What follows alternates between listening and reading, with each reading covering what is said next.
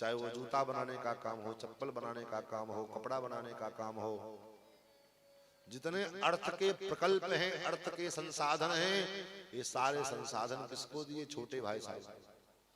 चतुर्थ वर्ण छोटा भाई अंत्यज जिनको कहा जाता है। आज भले ही दलित दलित बोले, अति पिछड़ा दलित बोले, दलित अति पिछड़ा और दलित शब्द ये जोड़ने वाला कौन? ये नेता लोग। शास्त्र में तो कहीं दलित और अति पिछड़ा नहीं लिखा गया, शास्त्रों में तो अंत्यज कहा गया। अंत्यज माने छोटा भाई। लेकिन जिन नेताओं ने जातिवाद को बढ़ावा दिया, जाति के नाम पर आरक्षण, जाति के नाम पर ये, जाति के नाम पर वो नियम, वो कानून, वो संविधान, और वही उल्टे शास्त्र को और ऊपर से बदनाम करते कि महाराज शास्त्र ने ऐसा कहा। क्यों? क्योंकि सबसे कहावत है ना, निमल दुमल दीनानाथ। और तो किसी पर ब्लेम लगाएंगे तो कोई बोलने नहीं आएगा। शास्त्र को ब्लेम लगाओ, शास्त्र को थोड़ी उठ के आएगा हम कहने के लिए हमारे पर में क्यों तुम झूठा आरोप लगा रहे हो। और समाज में तनाव पैदा करने के लिए अनेकानेक जो है तनावपूर्ण माहौल तैयार करने के लिए अनेक एक्ट बना करके जो है समाज को तोड़ने का प्रयास सदा सदा से होता है। तो हमारे यहाँ जातिवाद नहीं है, वर्ण व्यवस्था है। उसके बाद भी सृष्टि का विस्तार नहीं हुआ तो ब्रह्मा जी ने अपने शरीर के दो भाग किए, एक भाग से पुरुष और एक भाग से स्त्री। जो पुरुष थे वही मनु हुए और जो स्त्री थी वही शतरूपा हुई। स्वयं भू मनु अरु शतरूपा, जिनते भई नर सृष्टि अनुपा। मनु और शतरूपा जी के द्वारा मैथुनी सृष्टि का विस्तार करने के लिए भगवान ब्रह्मा जी ने आदेश किया। मनु जी ने कहा महाराज सृष्टि तो करेंगे लेकिन कोई आधार तो हो, कहां करें? पृथ्वी नहीं है। पृथ्वी कहां चली गई? हिरण्याक्ष नाम के दैत्य ने पृथ्वी का हरण कर लिया। ब्रह्मा जी को चिंता हुई और उनके नासा छिद्र से एक सूकर के आकार का जंतु प्रकट हुए। देखते देखते विशाल स्वरूप धारण किया। महाराज ऋषियों ने देखा, स्तुति किया है। जितम जितम ते जित यज्ञ भावनो त्रयीं तनुं स्वाम परिधुन्वते नमः। यद्रोमगर्ते सुनिलयुरध्वरा तस्मै नमः कारण सूकरायते। जितम जितम तेजित, हे अजित आपकी जय हो, आपकी जय हो। आपका जो विग्रह है वो कैसा है? वो त्रयी, त्रयी मतलब वेद, वेद को ही त्रयी कहा जाता है। तो आपका जो तनु है, आपका जो विग्रह है वो कैसा है? बोले त्रयी, वेद स्वरूप है। त्रयीं तनुं स्वाम परिधुन्वते नमः। यद्रोमगर्ते सुनिलयुरध्वरा। भगवान के जो रोमा है, रोम, वराह भगवान के जो रोम है वो क्या है? बोले वो भी यज्ञ स्वरूप है, वही कुशा है। आज बिना जो कोई भी पूजा पाठ हम करें, अनुष्ठान करें, जब करें तब करें, तो बिना कुशा के कोई यज्ञ याग आदि पूजा पाठ संपन्न नहीं हो सकता। वो कुशा क्या है? बोले भगवान वराह के रोए हैं। जब भगवान समुद्र से बाहर निकले तो शरीर को ऐसे ऐसे हिलाया तो जो रोए टूट करके भूमि पर गिरे, जो रोए नीचे गिरा वही कुशा बन गया। और एक भ्रांति कुशा में, कुशोत्पाटन में, भादव की अमावस्या को कुशोत्पाटनी अमावस्या कहा जाता है। एक भ्रांति हमारे यहाँ पर लोगों में पड़ी है अपने यहाँ कि जिसके माता पिता जीवित हैं वो कुशोत्पाटन नहीं करे, कुश ना उखाड़े। लेकिन ऐसा कहीं कोई नियम नहीं है। प्रत्येक ब्राह्मण को कुश उखाड़ने का अधिकार है, चाहे वो विवाहित हो चाहे उसके माता पिता हो ना हो, उससे कोई लेना देना नहीं। सभी ब्राह्मण कुशोत्पाटन के अधिकारी हैं। महाराज भगवान यज्ञ वराह समुद्र में प्रवेश किए हैं और भगवान ने हिरण्याक्ष का उद्धार किया, पृथ्वी को ला करके भूमि जो है समुद्र तल पर स्थापित किया और फिर मनु शत्रुपाजी के द्वारा मैथुनी सृष्टि का प्रादुर्भाव शुरू हुआ, जिसमें मनु जी की 3 पहले बेटियां हुई, आकुति, देवहूति और प्रसूति। ये 3 बेटियां हुई और 2 पुत्र हुए, एक का नाम उत्तानपाद, दूसरे का नाम प्रियव्रत। इस प्रकार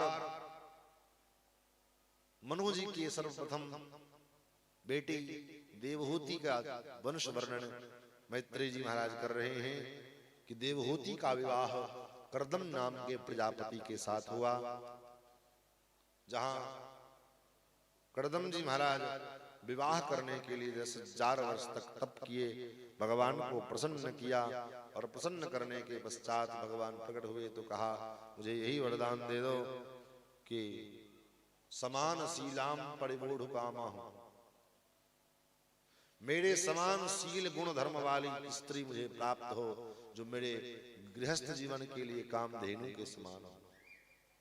समान शीलाम गृहमेदधेनु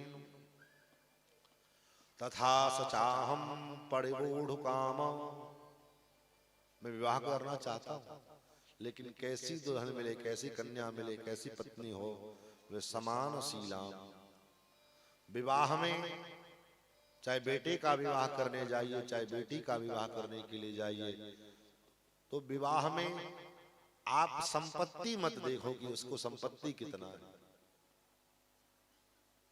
अपने समान आपका जो गुण धर्म है, आप जिस गुण धर्म के हो, आपका जो स्वभाव है, गुण है, शील है, इस गुण धर्म स्वभाव शील के अनुसार अनुकूल आपके संबंध जहां हो रहे वो है कि नहीं है।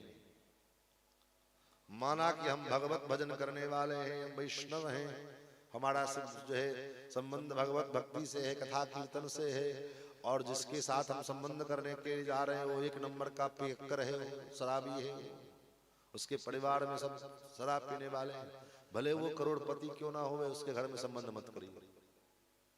अन्यथा बोले करोड़पति तो मिल जाएगा, संपत्ति तो मिल जाएगा, लेकिन न बेटे के जीवन में सुख मिलेगा, न शांति मिलेगी, न बेटी के जीवन में सुख शांति मिलेगा।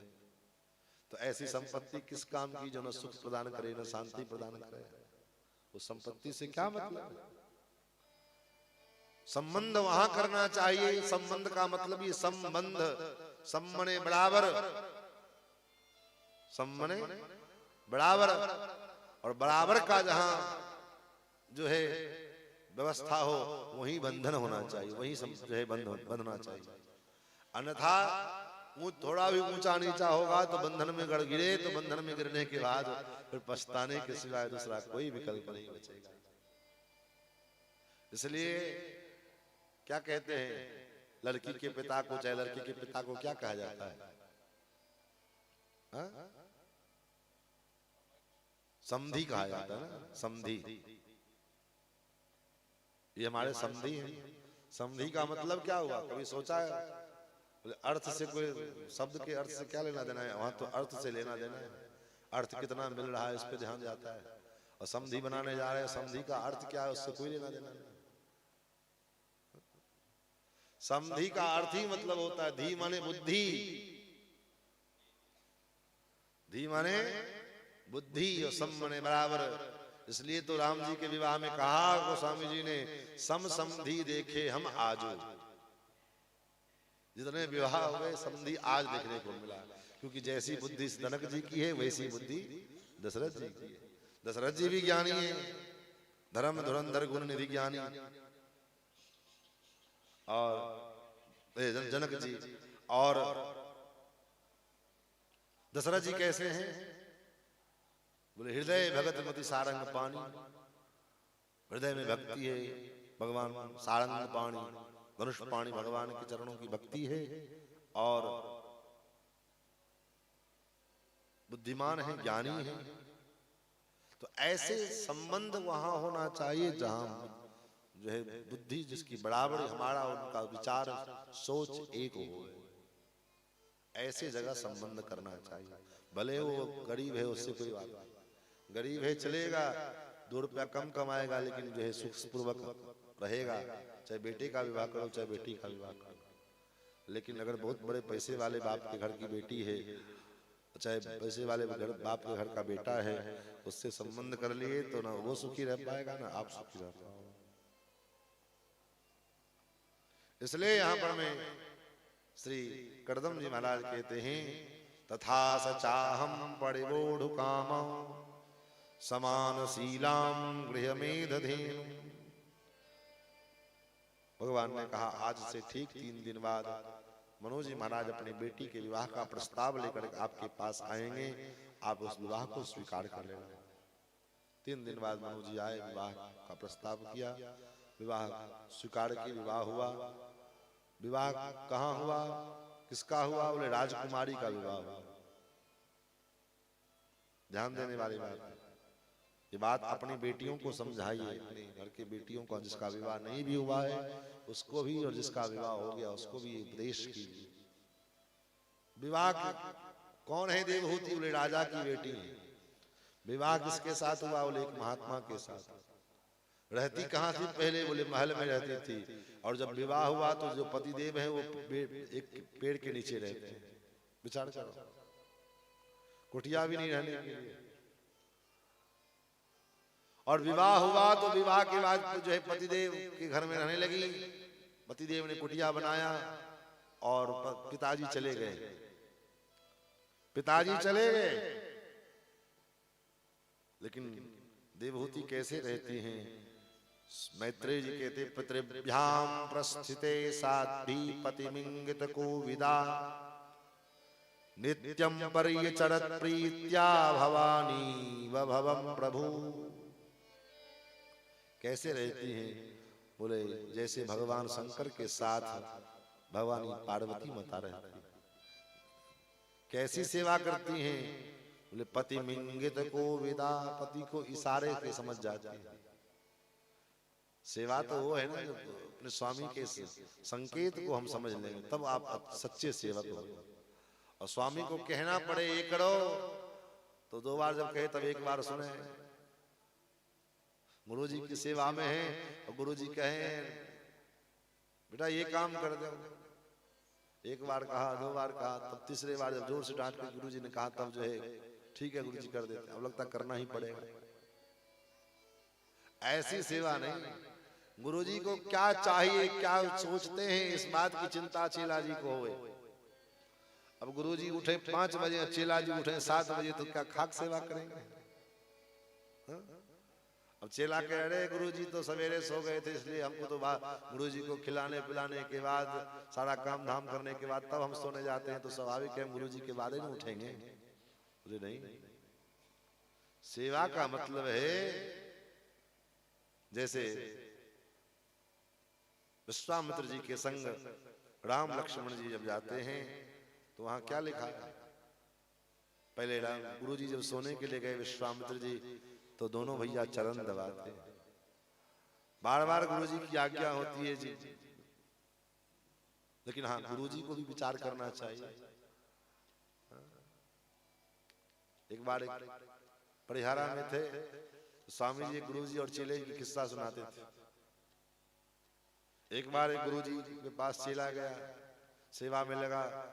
एक दिन रात को पैर दबा रहा था शंकर भगवान। आप सुन रहे हैं कि नहीं? आप तो हमसे छींक काटते फिर रहे हैं महाराज, पता नहीं। आप ही के भरोसे हम नवादा में आए कथा करने के लिए, और आप भागते फिर रहे हैं।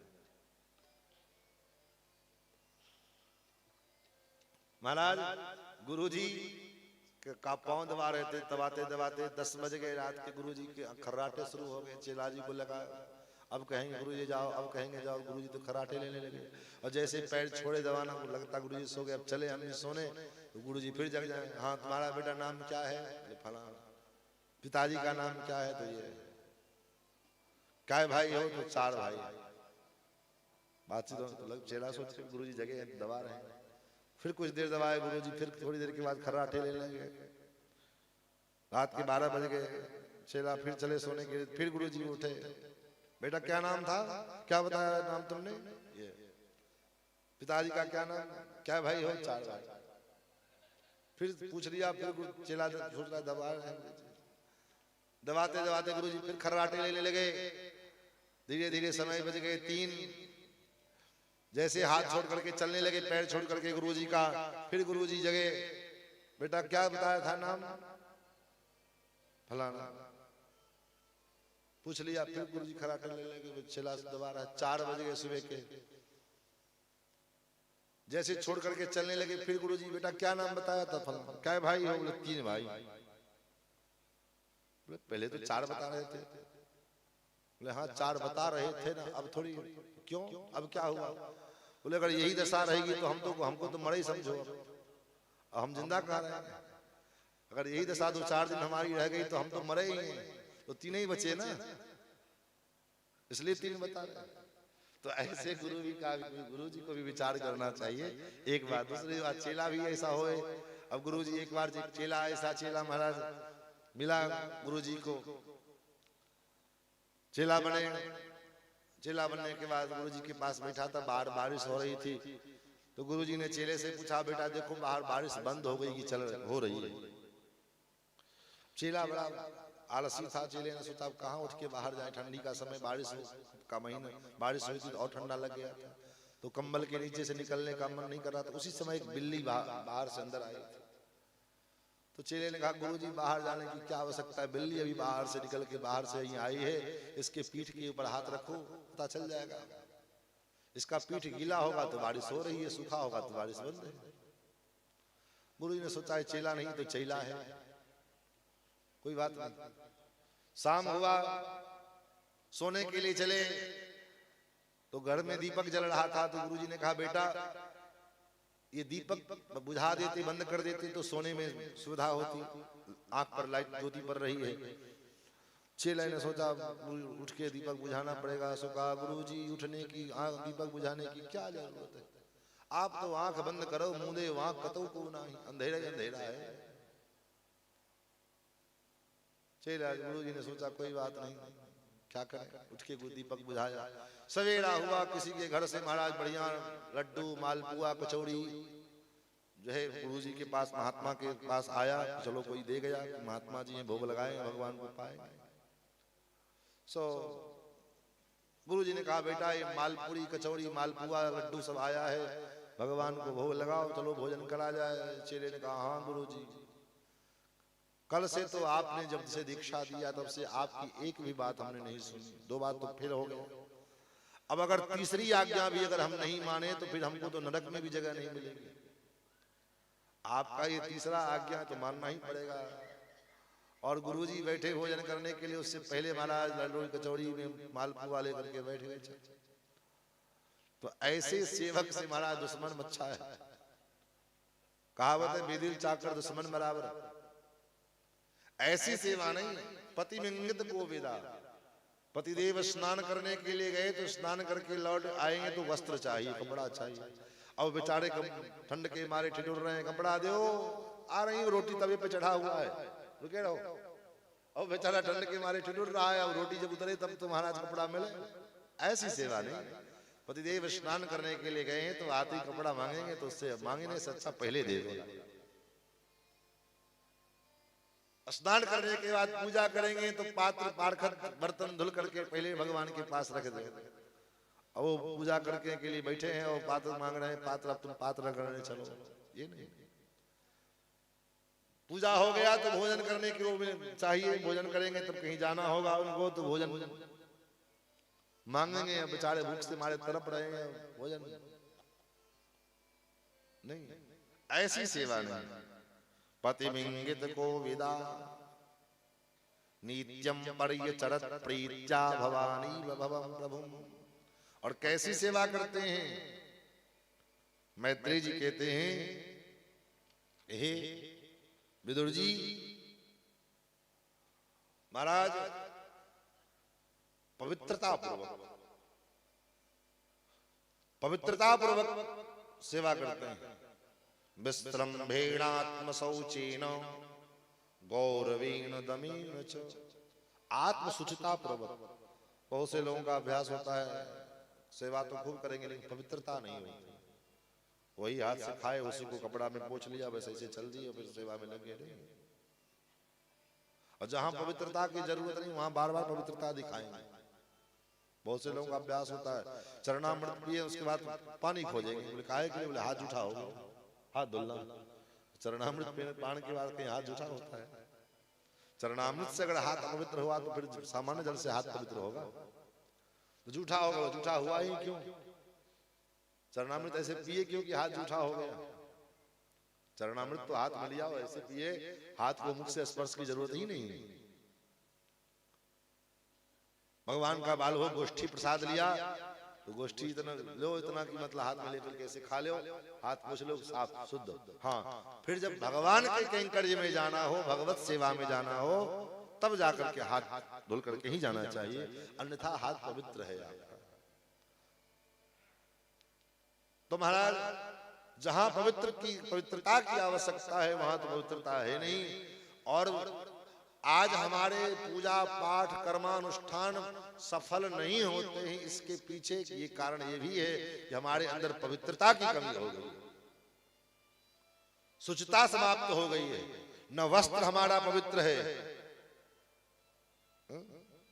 कोई भी पूजा पाठ करे तो महाराज स्पेशल उसके लिए अलग से कुर्ता सिलवा करके गंजी धोती मंगवाएंगे।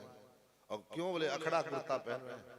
और जिसको दर्जी से यहाँ से कुर्ता सिलवा करके लाए हो, दर्जी क्या करता है? जो धागा काटना हो तो कहाँ कैंची लेने के लिए कट से दांत से काट देता है। इसलिए तो हमारे यहाँ महापुरुषों ने कहा कि जो है सिला हुआ वस्त्र पहन करके जो है पूजा में बैठने की आवश्यकता ही नहीं है। धोती लगाओ, कांच लगाओ और एक दुपट्टा कंधे पर डालो, चाहे कमर में लपेट लो, ठाकुर की सेवा में जाओ, भगवान की सेवा में जाओ, भागवत की सेवा में जाओ, जो सेवा में जाओ। कुर्ता पहनने की जरूरत ही क्या है? सिला वस्त्र धारण करके कभी भी कोई पूजा पाठ जो है आप करते हैं तो आपका पूजा पाठ व्यर्थ हो जाता है। एक बात। दूसरी बात, खास करके अपने मिथिलांचल के लोगों के लिए, यहां भी लोग कुछ बैठे हैं, लोगों का अभ्यास होता है नील डाल के कपड़ा पहनना, नीलबड़ी, नील डाले हुए वस्त्र पहन करके अगर आप कोई भी पूजा पाठ करो, वो पूजा पाठ व्यर्थ होगा। इसलिए कभी भी कपड़े में नील नहीं डालना, नीला नहीं डालना। नील के खेत में पैर पड़ जाए तो हमारा चांद्रायण व्रत क्या विधान है, ये प्रायश्चित। लेकिन यहाँ शौक से लोग कहेंगे तो वीआईपी का कल्चर है, नील पर डाल करके धोती पहन। क्या करें, कपड़ा ज्यादा गंदा होता है, नील डालने के बजाय जो है आला डाल लो, कपड़ा चमकता रहेगा, कोई दाग भी नहीं लगेगा। तो शुचिता होना आवश्यक है, पवित्रता होनी आवश्यक है। पंडित जी लोग जजमान को खुश करने के चक्कर में महाराज पैंट पहने, पंडित जी जजमान तब भी आओ बैठो कोई बात नहीं, पैंट पहन करके भी जजमान बैठ जाए, पूजा करके चला जाए। मोजा पहना हुआ पहन चला जाए। भाई जो जूता मोजा पहन के बाथरूम जाते हो वही मोजा पहन के भगवान के मंदिर में जाओगे तो कहां से लाभ मिलेगा? पवित्रता जीवन में आवश्यक है, बाह्य पवित्रता भी और आंतरिक पवित्रता भी। बाह्य पवित्रता आपके स्नान से पवित्र होता है, शुद्ध हो जाते हो। और जब पूजा पाठ करने के लिए बैठते हो तो पंडित जी मंत्र पढ़ाते हैं, ओम अपवित्रः पवित्रो वा सर्वावस्थांगतोऽपि वा यस्मरेत् पुंडरीकाक्षं सबाह्याभ्यन्तरः शुचि। ये क्या है? भगवान के नाम से जो है आपका आभ्यंतर पवित्र हो गया। बाहर तो स्नान करके आए पवित्र हो गया, लेकिन भीतर जो है भगवान नाम से आप पवित्र हो। तो आत्म शौचेन गौरवेण दमेन च। सास बहू में झगड़ा होता है, पति पत्नी में झगड़ा होता है, कारण क्या है? बोले विवाह के पश्चात भी बेटियां स्त्रियां अपने पिता का गौरव नहीं छोड़ पाती और वही घातक बन जाता है उसके जीवन के लिए। हमारे पिता इतने बड़े धनवान, हमारे पिता ये, विवाह हुआ तो अब जो आपके पति हैं उसी का, पति के कुल का गौरव करना, पति के संपत्ति का गौरव, पति के ऊपर गौरव करो जितना करना है करो। पिता के ऊपर क्या गौरव करना है भाई? पिता के ऊपर आप कितना दिन गौरव कर लोगे? आप अपनी बेटी को, चाहे आप स्वयं पिता के पास कितना दिन रह पाओगे? जब तक बेटी का विवाह न हो तब तक तो पिता पालन पोषण कर लेता है, लेकिन विवाह के पश्चात अगर लगातार 3 महीना 4 महीना अगर बेटी घर में रह जाए तो पिता को बोझ लगने लगता है। ये नियम है। इसलिए विवाह के उपरांत पिता का गौरव नहीं अपितु पति का गौरव करना चाहिए। अगर पति का गौरव करेंगे तो जीवन में शांति मिलेगी, सुख मिलेगा। और पिता का गौरव करके बैठे रहेंगे, हमारे बाप, हम तो ये फलाने खानदान का, हमारे बाप दादा ऐसे नहीं चले। गौरवेण दमेन च शुश्रूषया सौहृदेन, सेवा तो करते हैं लेकिन कैसे? बोले सुहृदय से, प्रसन्नता को। आज घर घर में अंतर क्लेश, कारण क्या है? बोले आपके रसोई में दोष है। जो भोजन तो बनाते हैं लेकिन भोजन में मन से नहीं बनाते, मजबूरी बनाना पड़ता है। 4 लोग 5 लोग घर में हैं, सारा काम हम ही को करना पड़ता है, ये मन बनाते रहेंगे। और प्रेम से नहीं, भाव से नहीं, ये उद्देश्य नहीं कि हम जो रसोई बना रहे हैं ठाकुर जी को भोग लगेगा, भगवान को भोग लगेगा। भगवान को भोग लगने के बाद जो व्यक्ति भोजन करेंगे वो पाएंगे तो उनका मन प्रसन्न हो जाएगा, इस भाव से नहीं। और यही कारण है कि रसोई में, सब्जी में मसाला खूब है, तेल का प्रयोग खूब किया गया, लेकिन जो रस मिलना चाहिए, जो स्वाद मिलना चाहिए वो स्वाद नहीं। कारण बोले रस मसाले से और तेल से वो स्वाद नहीं आता है, बनाने वाले के भाव से उसमें स्वाद आता है। बनाने वाले का भाव कैसा है ये महत्वपूर्ण है। हम लोग आश्रम में जब रहते थे तो रसोई बनावे मंदिर में, तो हम लोग भी बनावे। और हम लोग के मंदिर में हम लोग के बड़े भाई साहब, गुरु भाई, जो स्वामी जी के साथ नित्य सेवा में रहते हैं, मनोज जी उनका नाम, तो वही भोजन बनावे। उनके हाथ के भोजन बनाने में और हम लोग के भोजन में अंतर हो। उनका जो भोजन बने, कोई चीज बना दे तो बड़ा स्वादिष्ट और बड़ा सुंदर लगे। तो हम लोगों ने एक दिन पूछा कि भैया आप जो भोजन बनाते हो कैसे आपका भोजन? वही तेल, वही मसाला, वही सब कुछ हम लोग बनाते हैं तो वो स्वाद नहीं आ पाता है जितना आप बनाते हो, तो आपके भोजन में स्वाद है। बोले देखो हम जितना देर भोजन बनाते हैं उतना देर केवल भोजन बनाते हैं, जितना देर रसोई में रहते हैं उतना देर केवल रसोई में रहते हैं। ये नहीं कि चलो चूल्हे पर में जो है रसोई चढ़ा हुआ है और बगल में मोबाइल में रील देख रहे हैं, चाहे रील बना रहे हैं, चाहे कान में ब्लूटूथ लगा करके बात भी कर रहे हैं, नहीं हीरा में चल रहा है चर्चा, और जो है भोजन भी बना रहे हैं। ये नहीं, जितना देर रसोई बनाना उतना देर रसोई में रहना है। और ये भाव से रसोई बनाना है, ये हम जो बना रहे हैं भगवान को भोग लगेगा, और जो लोग घर के लोग हैं वो पाएंगे तो उनका मन प्रसन्न, उनको तृप्ति मिलेगी। तो सुहृदय पूर्वक, प्रसन्नता पूर्वक रसोई बने। कोई काम होवे, जो काम करो उस काम की सिद्धि तभी हो सकती है जब उस काम को करने से पहले आपके मन में प्रसन्नता होगी। हनुमान जी जब लंका गए भी नहीं थे, लंका गए नहीं, अभी तो इसी पार में है, लेकिन हनुमान जी ने और वानरों से कहा चिंता मत करो, काम होगा, जानकी जी का खोज करके हम आएंगे। वानरों ने पूछा महाराज इसका क्या गारंटी है कि किस आधार पर हमें आप कह सकते हैं कि ये काम सिद्ध होगा? हनुमान जी ने कहा मुझे विश्वास है। क्यों? ले हो ही काज मोहि हरस विशेखी, क्योंकि इस कार्य के करने से पहले मेरे मन में हर्ष उत्पन्न हो रहा है, प्रसन्नता उत्पन्न हो रही है। तो जो कार्य हम करने चले उस कार्य के करने से पूर्व मन में एक प्रसन्नता उत्पन्न हो कि हम ये कार्य करने जा रहे हैं, उस कार्य की प्रसन्नता, वो सफलता का वो द्योतक है, लक्षण है। उस कार्य के करने से पहले आपका मन प्रसन्न हो रहा है, हर्षित हो रहा है। महाराज शुश्रूषया सौहृदेन, सेवा तो किया, सुरता पूर्वक किया, लेकिन वाणी में, बोले वाणी में कटुता है। माताओं बढ़िया बढ़िया बढ़िया रोटी बनाया, दाल बनाया, सब्जी बनाया, भात बनाया, भुजिया बनाए, सलाद बनाए, पापड़ बनाए, भुजिया में तरुआ बनाए, सब किए, थाल में परोसा और पतिदेव के सामने ले जाकर के इतना ऊपर से छोड़ दिए, लो ठूस लो।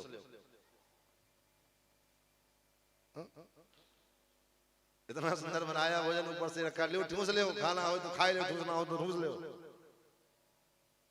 क्या हुआ? बोले सब किया कराया, पानी फिर गया। और उसी जगह प्रेम से महाराज रसोई बन गया, प्रसाद ले आवे, भोजन करेंगे।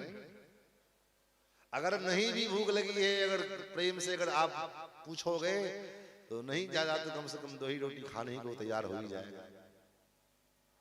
अब कितना भूख लगी हो और ऐसे पटक दोगे थाली ले जा करके तो कहेगा महाराज ले जाओ थाली, भूख खत्म हो गई। तो वाचा मधुरया चभो, इस प्रकार विसृज्य कामम दंभम च द्वेषम लोभमघम मदम, सारे कामनाओं का त्याग करके निस्वार्थ भाव से भगवान की सेवा, अपने पतिदेव की सेवा कर रहे हैं। निस्वार्थ से की गई सेवा, और सेवा में वो बल है, सेवा के द्वारा भगवान को वश में किया जा सकता है, तो उसका सेवा के द्वारा इंसान को वश में नहीं किया जा सकता है। पति को वश में करने के लिए टोटका की जरूरत नहीं है, तंत्र मंत्र जंत्र की आवश्यकता नहीं है। प्रेम से खूब सेवा करो, पति अपने आप वश में हो जाएगा। ये मंत्र, ये आपको टोटका बता रहे हैं, सबसे बड़ा टोटका यही है। प्रेम से उनकी सेवा करो, वो अपने आप वश में हो जाएगा। महाराज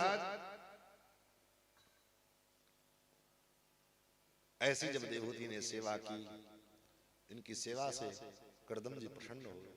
कहा देवी वरदान मांगो, क्या चाहती हो? महाराज आपके जैसा तेज संपन्न शील धर्म वाला पुत्र चाहिए, और क्या चाहिए? विवाह के बाद तो यही कामना होती है, एक संतान, एक पुत्र हो जाए कम से कम। ठीक। प्रियाया प्रियमन्निच्छन् कर्दमो योगमास्थितः, विमानम कामगम क्षत्रस्तर्येवा विरचीकरत्। महाराज अपने प्रिया की कामना को देखते हुए, इच्छा को देखते हुए कर्दम जी ने योग मार्ग के द्वारा एक ऐसा विमान प्रकट किया, जो विमान जिसका नाम है कामद विमान। कामना करो, यहां जाना है, बस चल दे। इच्छा हुई कि ये काम करना है, कर दे, वहां पहुंच गए। न पेट्रोल लगना है, न डीजल लगना है, न कोई ईंधन लगना, कुछ नहीं, केवल कामना। ऐसा विमान आज का भी इतना डेवलप विज्ञान है, फिर भी वो नहीं बना पाया। आज तक कोई ऐसा विमान बना है? किसी विज्ञान ने बनाया है जो जहां बैठो खट्ट से और जहां मन करे वहां उड़ा के लेके चला जाए? नहीं। और बिना किसी ईंधन के, बिना किसी ड्राइवर के, बिना किसी पायलट के। ये ऋषियों का विज्ञान है महाराज। आज का विज्ञान क्या विस्तार जो है विकास करेगा? आज का विज्ञान तो केवल विनाश करने वाला है। विज्ञान तो ऋषियों का विज्ञान है, जहां विज्ञान भी है और विकास भी है। महाराज 100 वर्षों तक उस विमान में बैठ करके श्री कर्दम जी महाराज अपनी पत्नी देवहूति के संग विराजमान हुए, भ्रमण करते रहे, और 100 वर्ष के दरमियान 9 कन्याओं को जन्म दिया। उसके पश्चात चलने लगे तो कहा कर देवहूति जी ने कि महाराज 9 बेटियों को जन्म तो दिया, लेकिन इसका विवाह कौन करेगा? फिर तो कार्दमम वीर्यमापन्नो यज्ञेऽग्निरिवदारुणि तस्याम बहुतिथे काले भगवान मधुसूदनः। भगवान ने जो वचन दिया था कि मैं आपका पुत्र बनकर के आऊंगा, ये बात स्मरण हो आई कर्दम जी को। और कर्दम जी के बीड़ी का आश्रय लेकर के भगवान कुछ दिन बाद देवहूति के गर्भ से प्रकट हुए। भगवान का 5वां अवतार कपिल के रूप में हुआ। बोल कपिल भगवान की जय। भगवान का कपिल अवतार हुआ।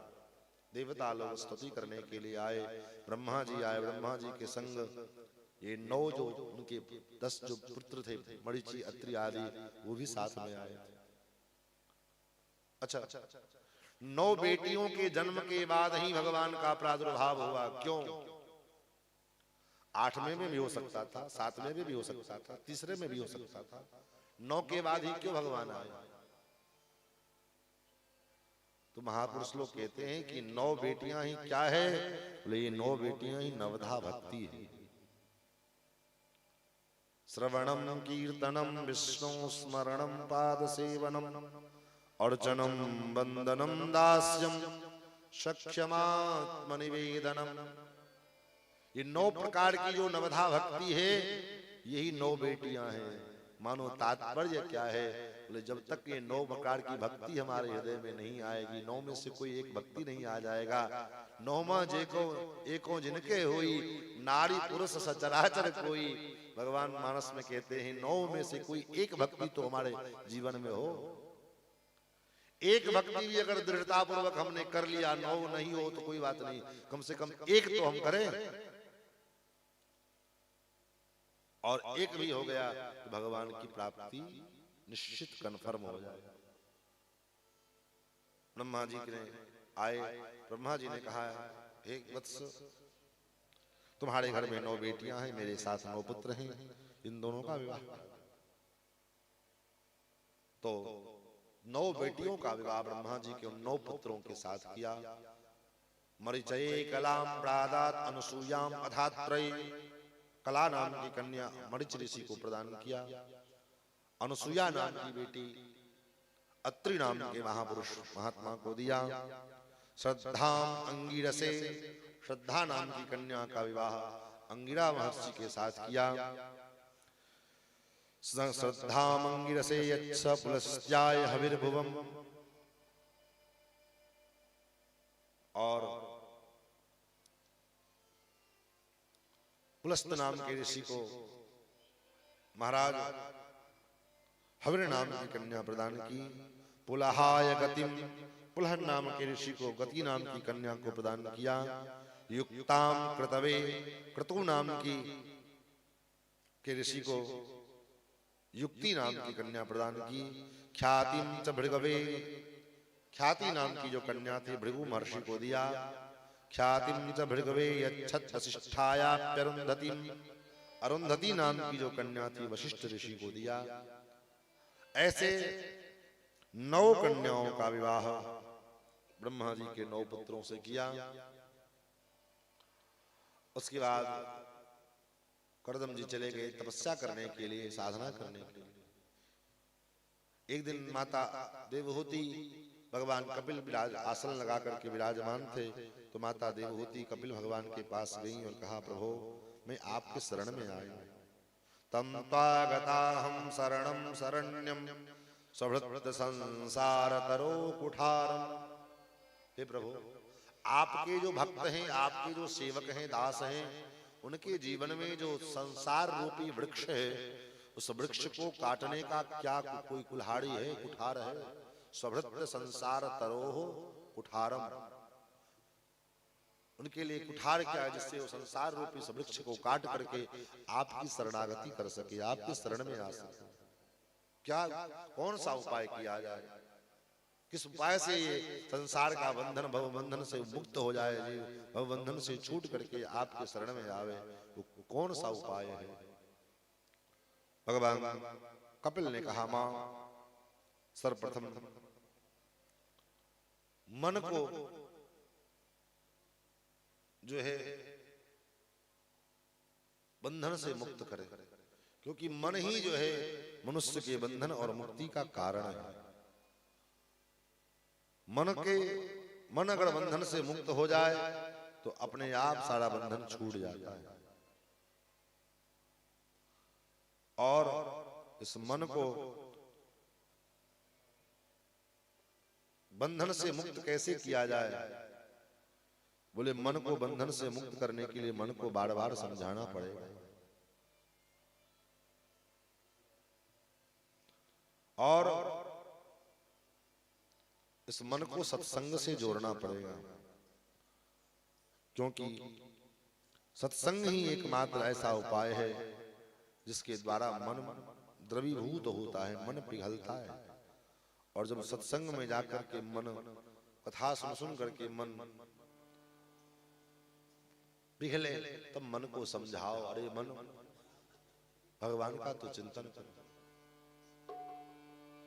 कृष्ण नाम कही लीजे बाके बिहारी कही लीजे मन रे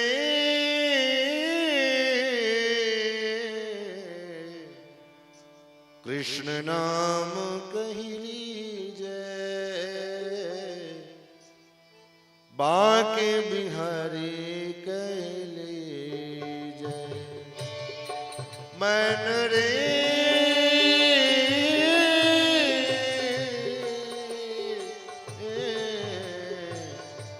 कृष्ण नाम कही लीजे बाके बिहारी कही लीजे कृष्ण नाम कही लीजे बाके बिहारी कही लीजे मन रे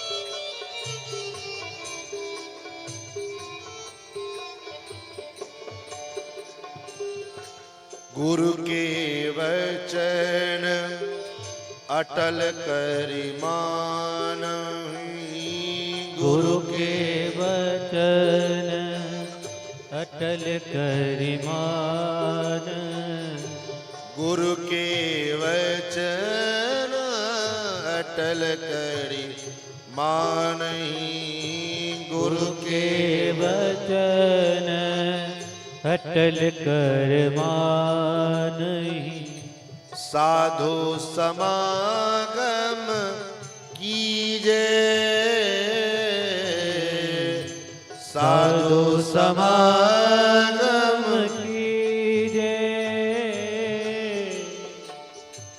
पढ़ी सुनी भगति भागवत परिये सुनिए भक्ति भागवत और कहा कत कीजे मन रे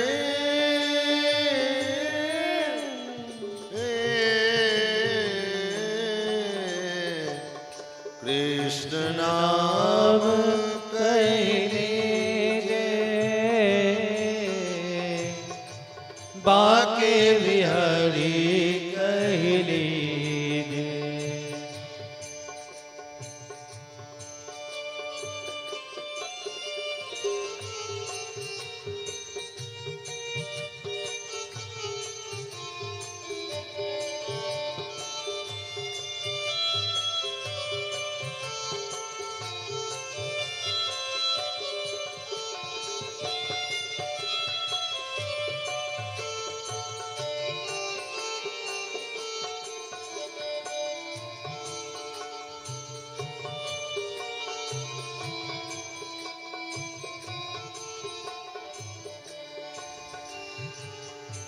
कृष्ण नाम रस बह्यो जात है कृष्ण नाम रस बह्यो जात है कृष्ण नाम रस बह्यो जात है कृष्ण नाम रस बह्यो जात है त्रिसावंत होई पीजे त्रिसावंत कही दे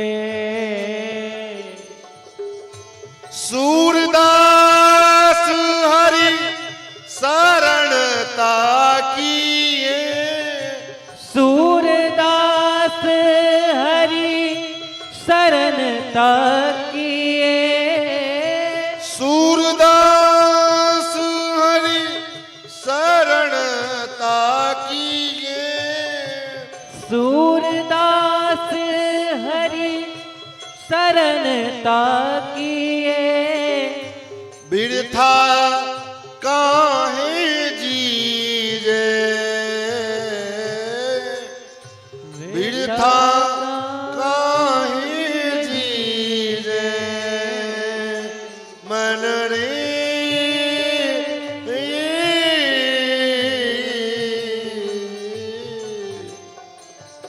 कृष्ण नाम कहली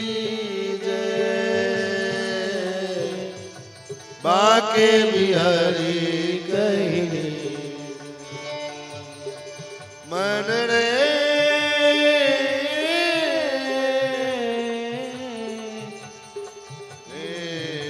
कृष्ण नाम कहली बाके बिहारी कहली। बाके बिहारी कहले बाके बिहारी कहली। मन को समझाना पड़ेगा, मन को सत्संग में लगा करके सत्संग रूपी जो हमारा मन नीरस है, इस नीरस मन को सत्संग की चाशनी में लगातार डुबो करके डाल करके छोड़ना पड़ेगा। और जब ये मन चाशनी में सत्संग के रस के सरिता में डूबा रहेगा तभी जाकर के ये मन पिघलेगा। और जब ये मन पिघले, मन कब पिघलेगा? जब भगवान की कथा भी सत्संग में इसको लगाएगा। कथा का ऐसा प्रभाव, मन पिघलता है। कोई ऐसा प्रसंग सुनोगे आप, कोई ऐसा चरित्र सुनोगे जिससे आपका मन ही कहेगा नहीं बात तो सही कह रहे। गोस्वामी जी महाराज भी अपने मन को समझाते हैं, बार बार समझाते हैं। अहिल्या जी का उद्धार हुआ, मन द्रवित हो गया। अहिल्या जी के उद्धार की जब कथा मन को सुनाई तो मन गदगद हो गया। और जब मन गदगद हुआ, द्रवित हुआ, तो गोस्वामी जी ने सोचा लोहा गरम है, इस पे हथौड़ा मारेंगे तो काम बन जाएगा। तो अपने मन को समझाते हुए कहते, अरे मन अस्प्रभु दीनन बंधु हरि कारण रहित दयाल, तुलसीदास सठता ही भजो छाड़ी कपट जंजाल। पूरा रामचरितमानस सुना दिया, अंत में फिर कहा पाई न के ही गति पतित पावन राम भज।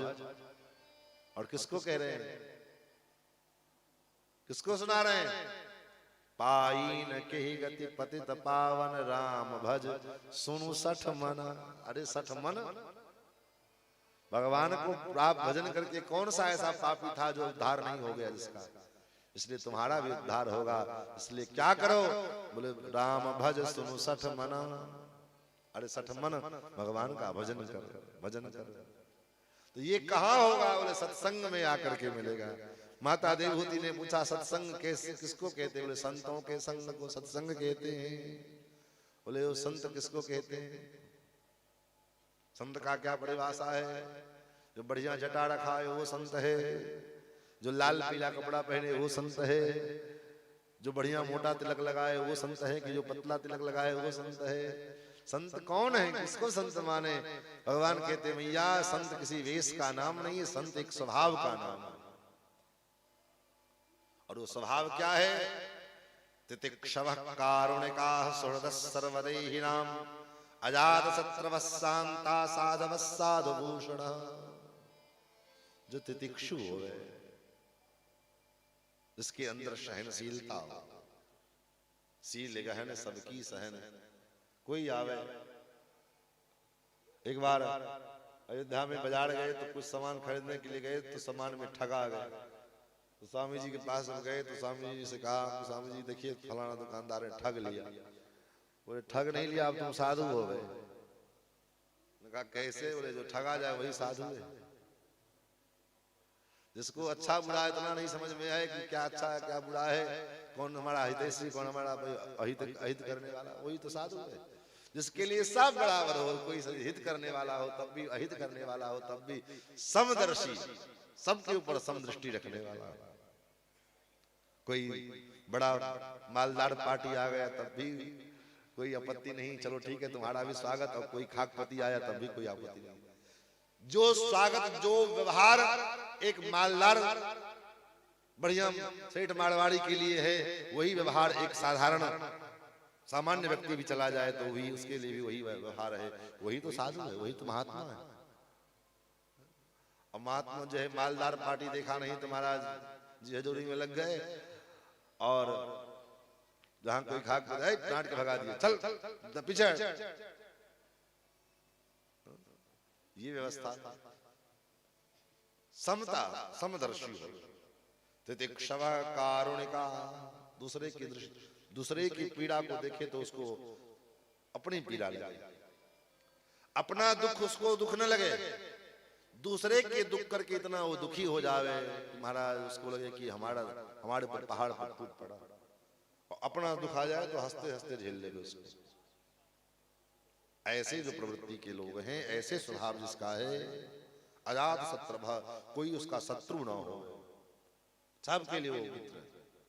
अजात शत्रु शांता, जो शांत हो, साधव साधभूषण, जिसका सबसे सटीक और सरल परिभाषा संत की, जिसका व्यक्तिगत जो है सार्वजनिक जीवन और व्यक्तिगत जीवन दोनों एक हो जाए, वही वह सबसे बड़ा साधु है और वही सबसे बड़ा महात्मा है।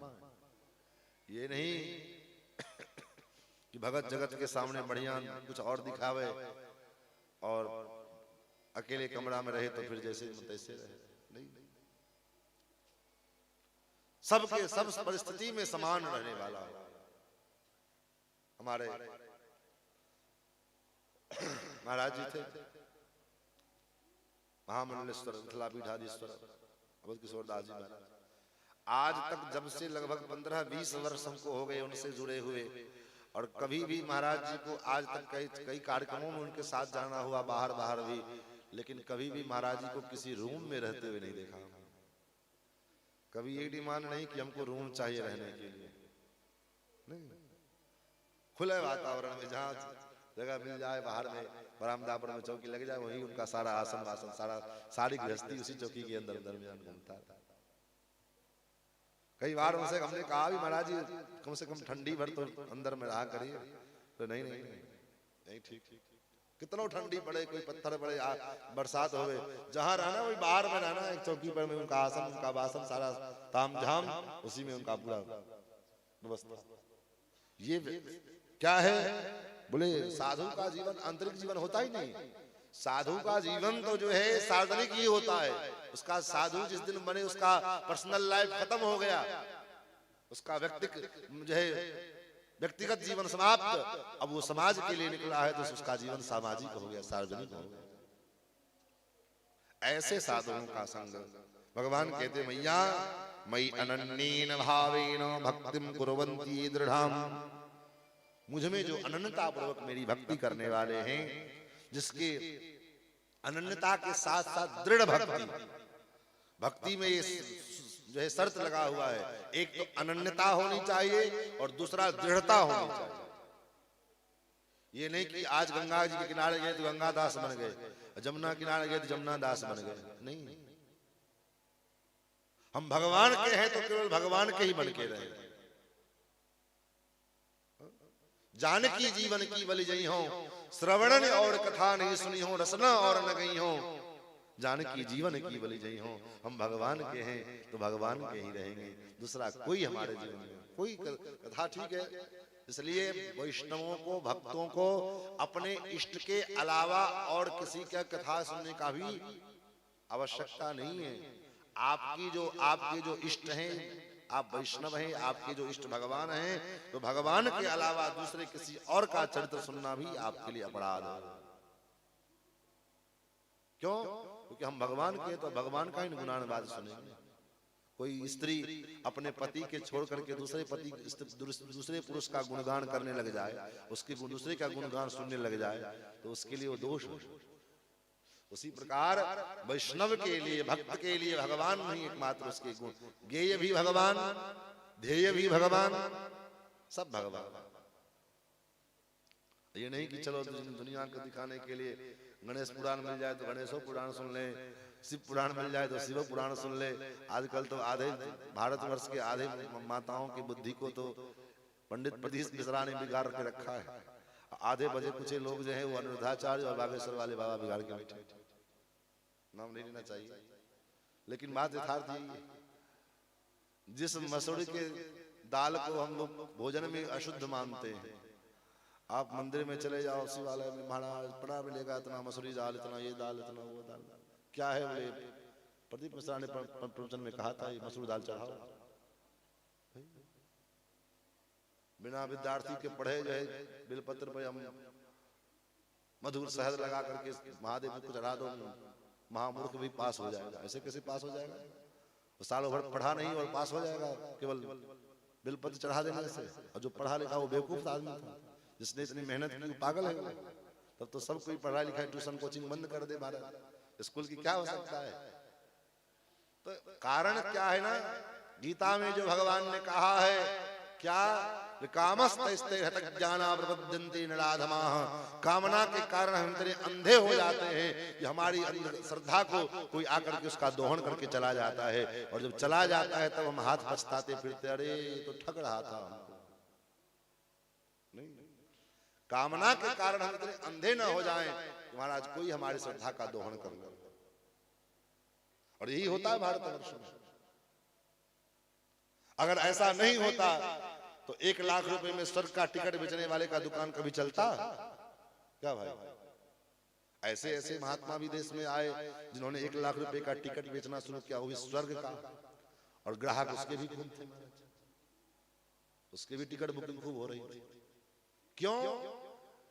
कारण क्या है बोले, कारण ये है कि हम सत्संग से दूर होते गए, अपने सिद्धांत से, अपने धर्मशास्त्र से, धर्म ग्रंथों से खुद भी दूर हुए, और पढ़ाई के नाम पर, लिखाई के नाम पर अपने बच्चों को भी धर्म ग्रंथ से, शास्त्र से दूर कर दिया। परिणाम हुआ बच्चा शिक्षित तो हो गया, लेकिन अपने मौलिक कर्तव्यों को, मौलिक सिद्धांतों को, अपने सनातन सभ्यता को, अपने सनातन संस्कृति को नहीं जान पाया। और परिणाम बोले ऐसे ऐसे लोग इस देश में हैं जो इंजीनियर, डॉक्टर सब तो बन गए, लेकिन माता पिता का श्राद्ध करने की कहो, ये सब तो ढोंग है। माता पिता की सेवा करो करने के लिए को तो फुर्सत कहाँ है? तो हमने तो केवल उसको मशीन बना के रख दिया, अर्थ नोट छापने का मशीन। माता पिता की सेवा करने का फुर्सत नहीं है, माँ बाप से भेंट करने का फुर्सत नहीं है। क्यों बोले, उसको नोट छापने में लगा। तो पढ़ाई भी तो वही कराया आपने।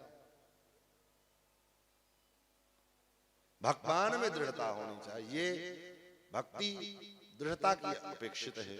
हम भगवान के हैं, भगवान में अनन्यता पूर्वक और दृढ़ भक्ति, भगवान को जो अच्छा, जो ठाकुर जी को अच्छा लगेगा वो हमारे जीवन में भगवान देंगे, जो नहीं लगेगा अच्छा वो हमको नहीं देंगे। और उसके लिए ज्यादा सिरदर्द भी नहीं करना है, भगवान से यही करना है, कहना है जय विधि हो ये नाथ हित मोरा, हे प्रभु जिससे हमारा हित हो वही आप करो, करो सुबेग दास में तोड़ा।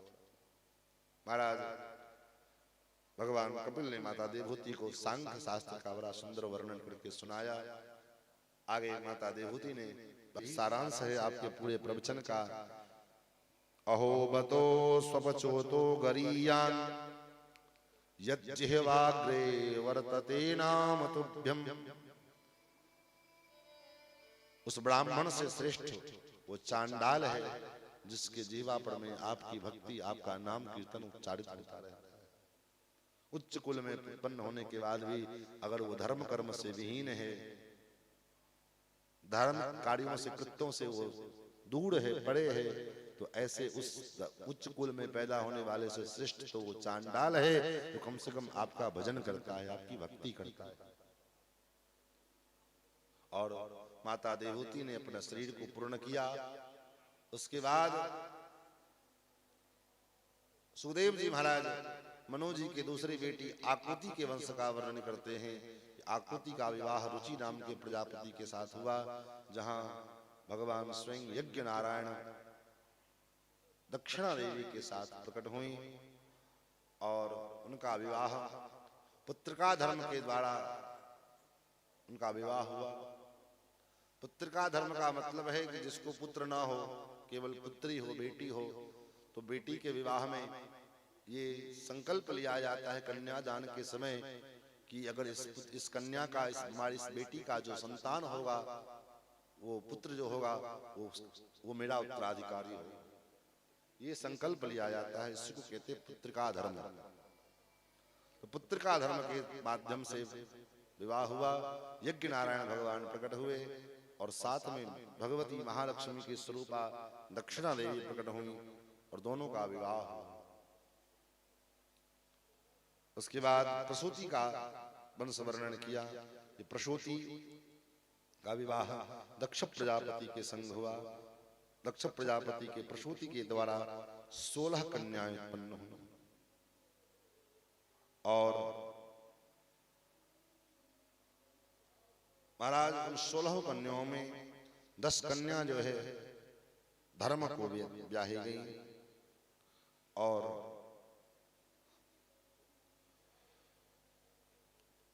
3 कन्या बाद में फिर धर्म को दिया गया। त्रयोदशात् धर्माय तथैकामग्नये विभो। एक कन्या पितरों को दिया गया जो सुधा नाम की जो कन्या थी वो पितरों को दिया गया। एक कन्या तार्क्ष नामधारी देवताओं को दिया गया और सबसे जो छोटी कन्या थी जिसका नाम सती, उसका विवाह भगवान शंकर के साथ।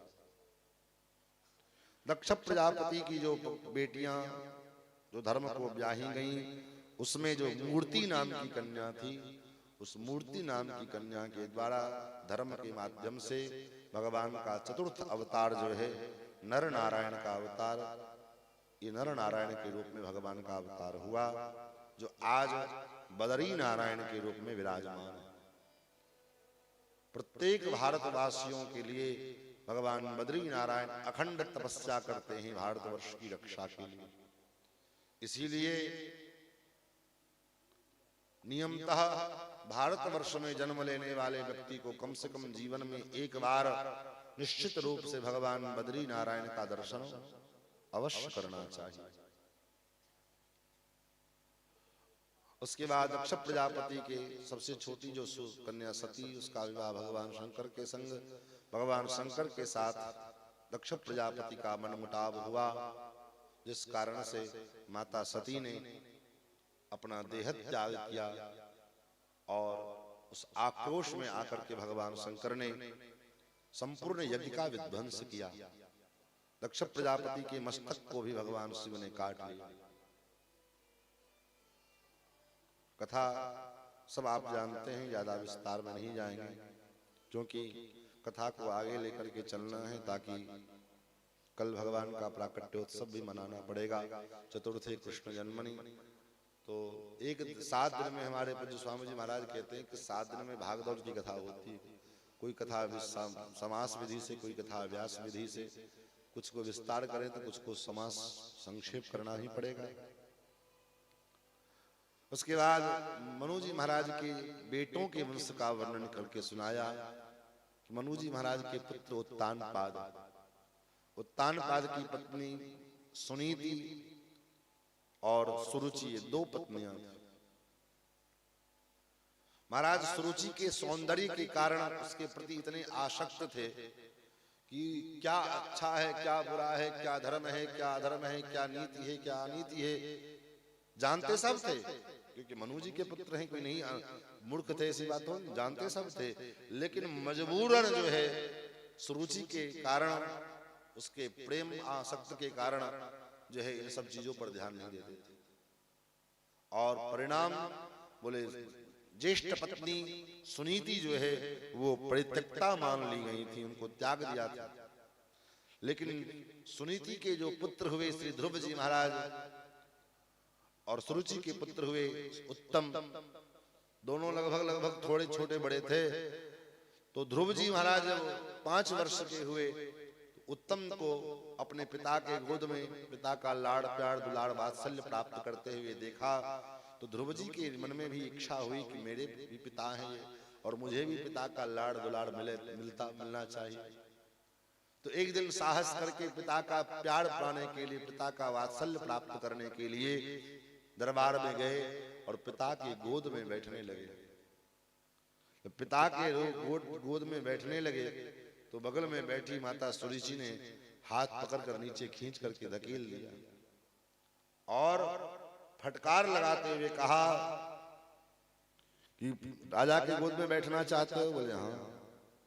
ऐसे कैसे बैठ जाओ, तुम्हारा जन्म मेरे गर्भ से नहीं हुआ। राजा के गोद में बैठना चाहते हो तो उसके लिए कुछ करना पड़ेगा। बोले क्या करना पड़ेगा? बोले तपसाराध्य पुरुषम तस्यैवानुग्रहेण में गढ़वे त्वं साधयात्मानं यदिच्छसि नृपासनम्। अगर राजा के गोद में बैठना चाहते हो तो पहले तपस्या करो, तपस्या करके उस परम पुरुष परमात्मा की आराधना करो, और आराधना करके जब वो प्रसन्न हो जाए तब उनसे वरदान मांगो। क्या वरदान मांगे? बोले तुम्हारा जन्म मेरे गर्भ से हो, और जब मेरे गर्भ से तुम्हारा जन्म होगा तब तुम इस आसन पर बैठने योग्य हो। ये बात ध्रुव जी ने सुन लिया, कोई उत्तर नहीं दिए। जैसे सर्प, चोट खाया हुआ सर्प लंबे लंबे सांस छोड़ता हुआ चला जाता है, वैसे ध्रुव जी महाराज चले आते। सुखदेव जी कहते देखो राजन, सुरुचि कितनी दुर्मेधा है। जिस गर्भ के विषय में आचार्यों ने कहा गर्भवास समम दुखम न भूतो न भविष्यति, गर्भवास का जो दुख है ऐसा दुख न भूत में हुआ न भविष्य में होगा। और ऐसे गर्भ में मानव शरीर लेने के बाद फिर दोबारा ये कह रही है कि भगवान की आराधना करो, भगवान प्रसन्न हो जाए, जब भगवान का दर्शन हो तो उनसे वरदान मांगो, दोबारा हमारा इस गर्भ में जन्म हो। कितनी दुर्वेधा है, दुर्बुद्धि है कि भगवान से भी श्रेष्ठ अपना गर्भ को ये मानती, अपने आप को ये मानती। ध्रुव जी महाराज लंबे लंबे श्वास छोड़ते हुए मां सुनीति की गोद में आकर के गिर पड़े। मां ने पूछा बेटा क्या हुआ? तो साथ में जो सखा लोग थे उन्होंने कहा मैया ऐसे ऐसे छोटी माता दो राजमाता ने कहा। विचार करिए, आप होते उस जगह पर तो क्या करती? लेकिन माता सुनीति ने कोई एक्शन नहीं लिया। माता सुनीति ने कहा पुत्र आपकी छोटी माँ ने कौन सा गलत कह दिया, कौन सा खराब कहा है? अच्छी बात तो कही है, अच्छी बात ही तो सिखाई है। हाँ, अगर कुछ अपशब्द सिखाई होती, कुछ गलत करने को, चोरी करने को लिए सिखाया होता, डाका डालने के लिए सिखाया होता, हाँ, किसी की हत्या करने के लिए सिखाया होता तो कुछ अपराध था। कौन सा अपराध किया छोटी माता जी ने? सत्यम सुरुच्याभेतम भवान में यद्दुर्भगाया उदरे गृहीत। छोटी माँ ने तो सही कहा, तुम्हारा जन्म मेरे जैसे अभागन की कोख से हुआ है। और रही बात आराधना की, तो कौन सी गलत बात हुई? आराधना करने के लिए तो कहा, भगवान का स्मरण करने के लिए तो कहा, तपस्या करने के लिए तो कहा। हे पुत्र जाओ तप करो, वन में जाओ। लेकिन किस लिए जाना? यदि छसेध्यासनम उत्तमो यथा, इस संसार के इस उत्तम के आसन पर नहीं, इस उत्तम के आसन पर बैठने के लिए नहीं जाना, तपस्या करने के लिए। तब संसार का जो सर्वोत्तम आसन है, सर्वोत्तम आसन कौन सा है? चांदी का सिंहासन, सोने का सिंहासन, हीरे मोती का सिंहासन? बोले नहीं नहीं, सर्वोत्तम आसन कौन सा है? जो सबसे उत्तम आसन है भगवान की गोद। भगवान की गोद में बैठने के लिए तुम तपस्या करो। तो माता जी कहां जाए? बोले वन में जाओ बेटा, वन जाओ। और मानो इस वाक्य में कितना सुंदर भाव छिपा हुआ है। मानो माता सुनीति कहना चाहती है, हे पुत्र संसार की कोई ऐसी मां नहीं है जो चाहती हो कि उसका बेटा बिगड़ जाए। संसार की सभी मां चाहती है कि उसका बेटा बन जाए, इसलिए मैं भी चाहती हूँ तुम बन जाओ। और वन जब बन जाने के लिए तो वन में जाना पड़ेगा ना।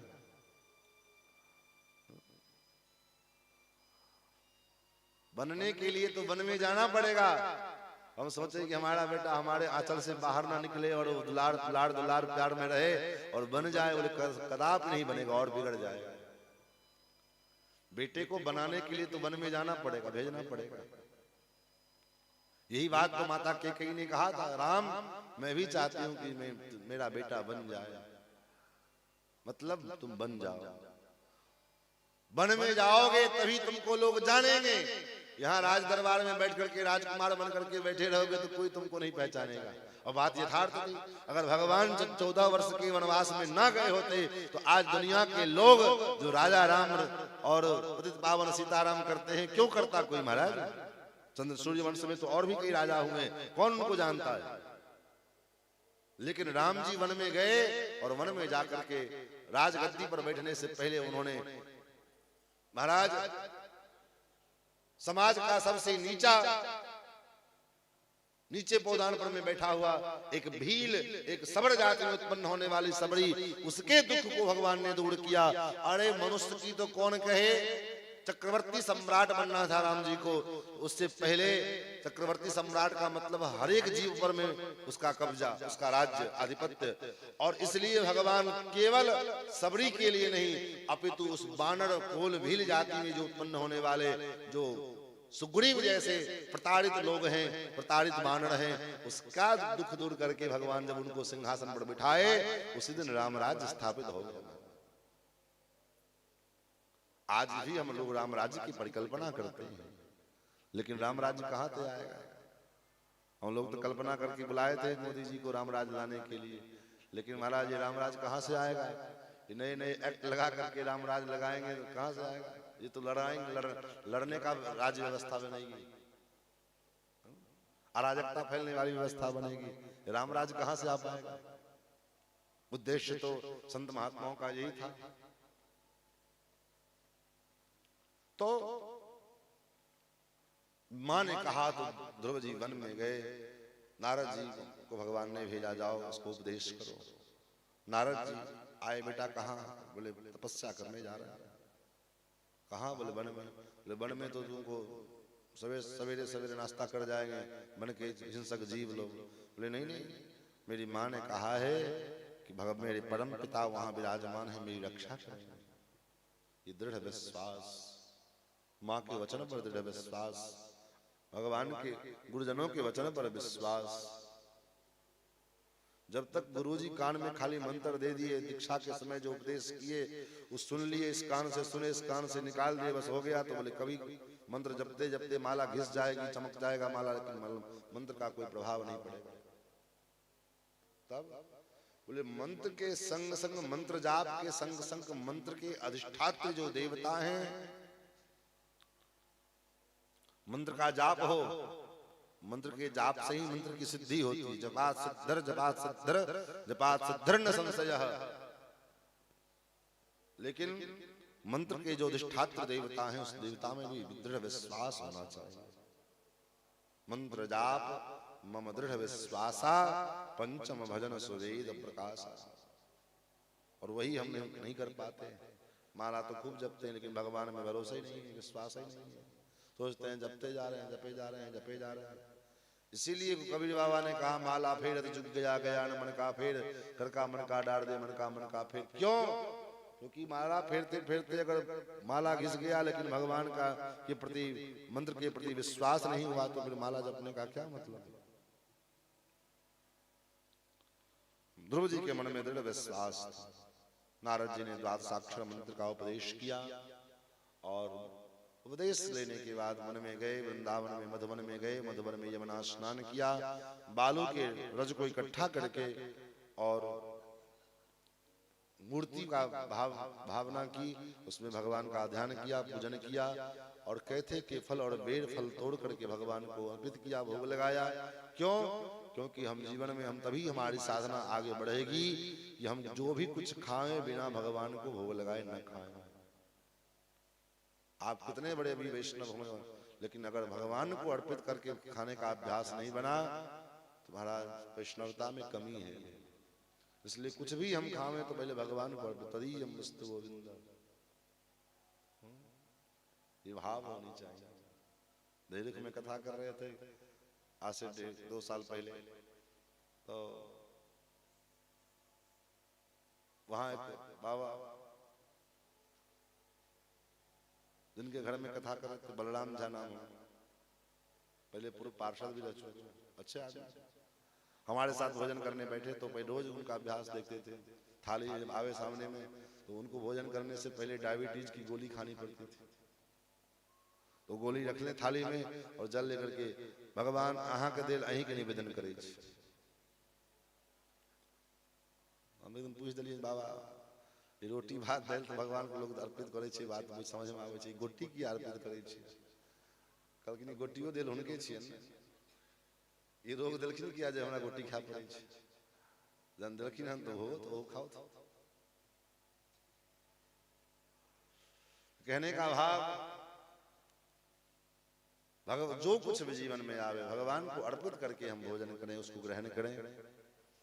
ध्रुव जी महाराज भी भगवान को अर्पण किए, भोग लगाए और कहते कि फल और बेर का फल खाए और बैठ गए भजन करने के लिए। 3 दिन बाद उठे, त्रिरात्रांते कपित्थवदरास। ये सिलसिला 1 महीने तक चला। आज जो बैठे सो तीसरे दिन उठे। दूसरा महीना लगा तो कहते का फल भी खाना छोड़ दिया, बेड़ का फल भी खाना छोड़ दिया। तब बोले सूखा पत्ता उसी को भगवान को अर्पित करें और चबा करके 5 यमुना जी का जल पी लें। और 6 दिन द्वितीयं चानयन मासं षष्ठे षष्ठे भगवती। दूसरा महीना लगा तो 6 दिन का।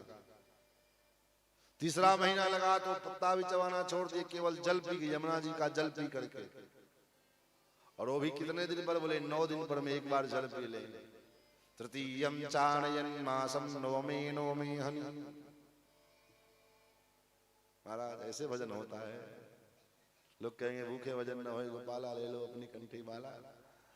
भजन तो भूखे पेट होगा, ठास के भोजन कर लेंगे तो चाप के निद्रा आ जाएगी, तो भजन कहां से करोगे?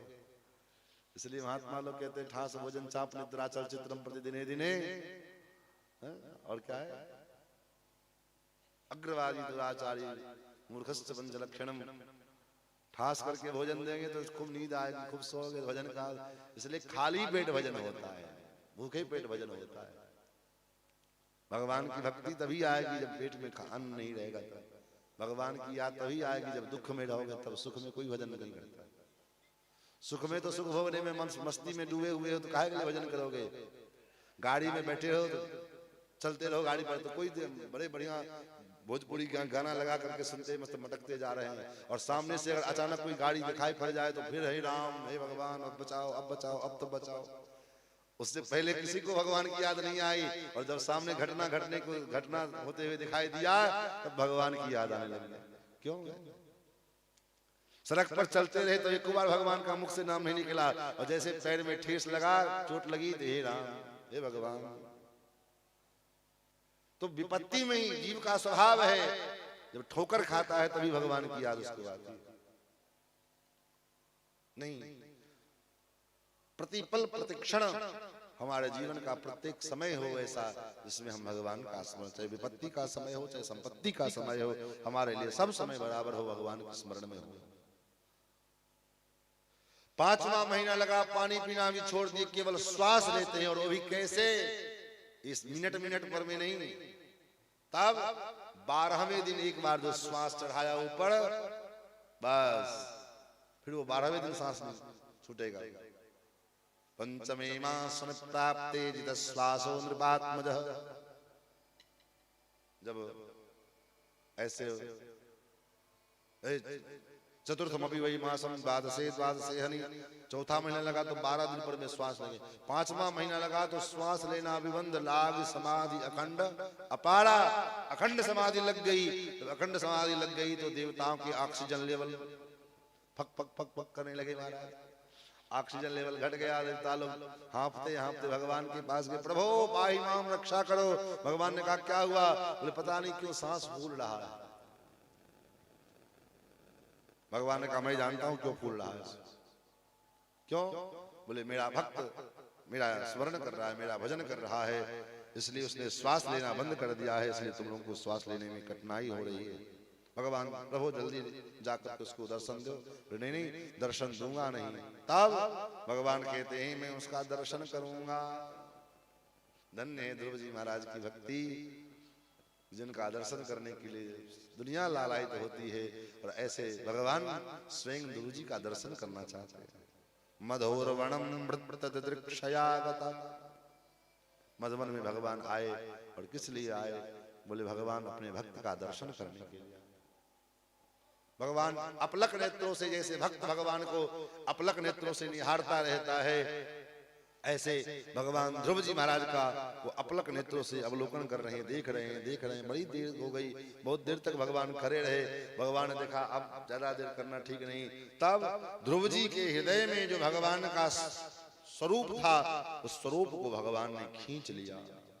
सौ वै धिया योग विपाकति ब्रया कोशे स्फुरितम तदिप्रभम तिरोहितम सहसैवोपलक्ष्य वही स्थितम तदवस्थम तदर्श।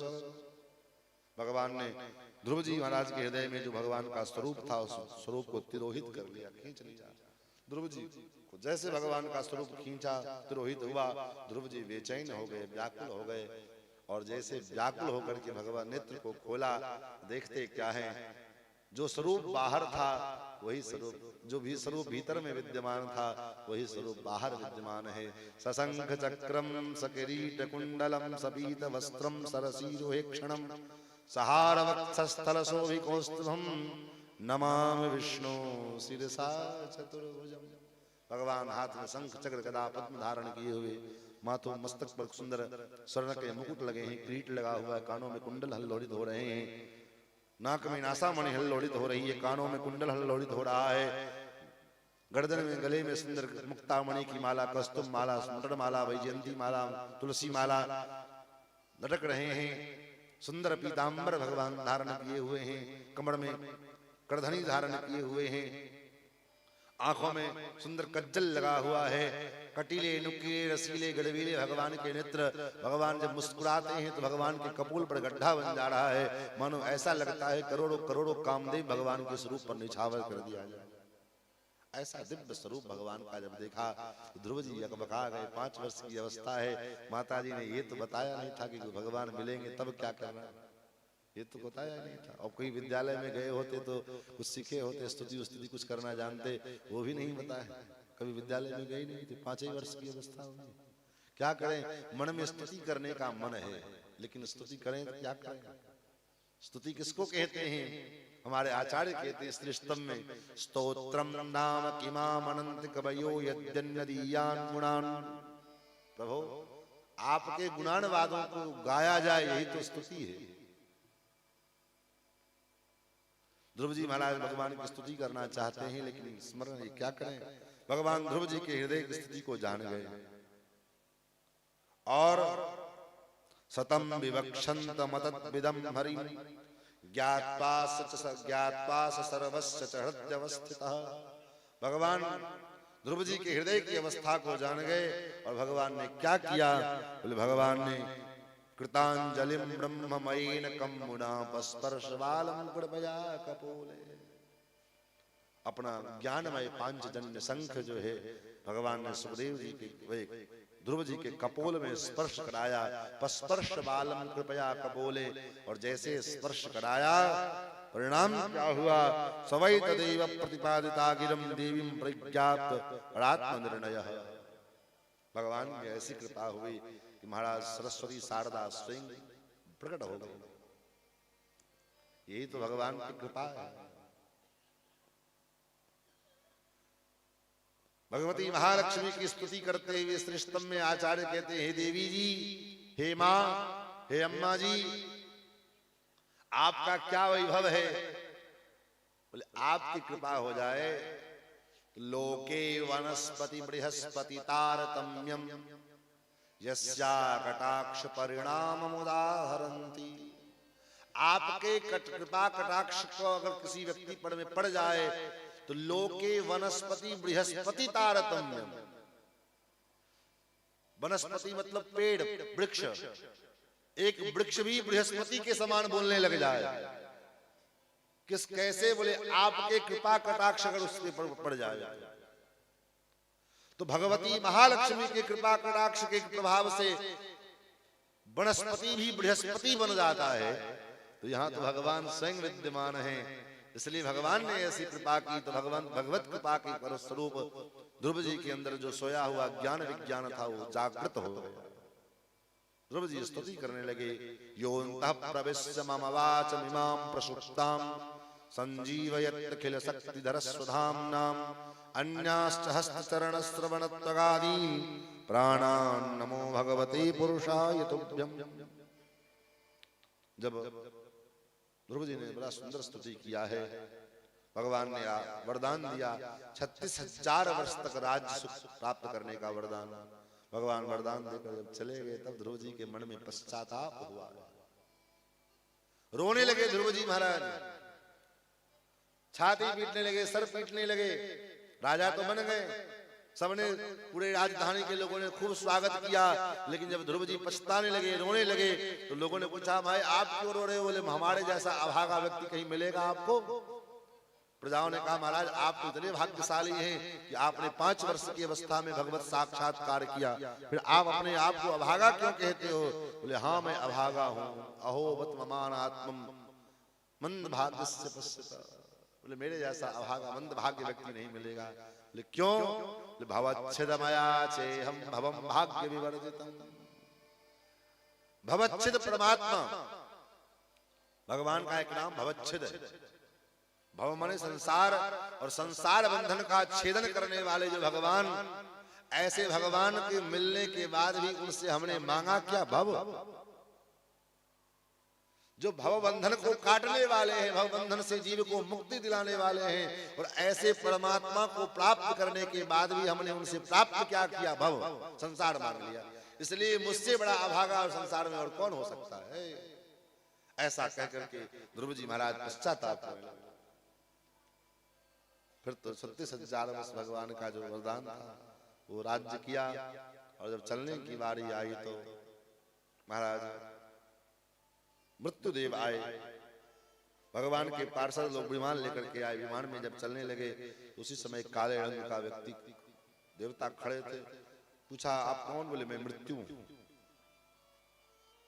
बोले कैसे आना हुआ? बोले मृत्यु लोक है, यहाँ की विधि है कि मुझे स्वीकार किए बिना यहाँ से कोई जा नहीं सकता है, लेकिन मेरे अंदर वो सामर्थ्य नहीं है कि मैं आपका बाल बांका कर सकूं, इसलिए आप ही मुझ पर कृपा कर दो। फिर तो ध्रुव जी ने मृत्यु देव के मस्तक पर पैर रख करके और विमान में आरूढ़ हो गए। मृत्योर्मूर्धनिं पदम दत्त्वा आरूढ़ोहाद्भुतं गृहम्।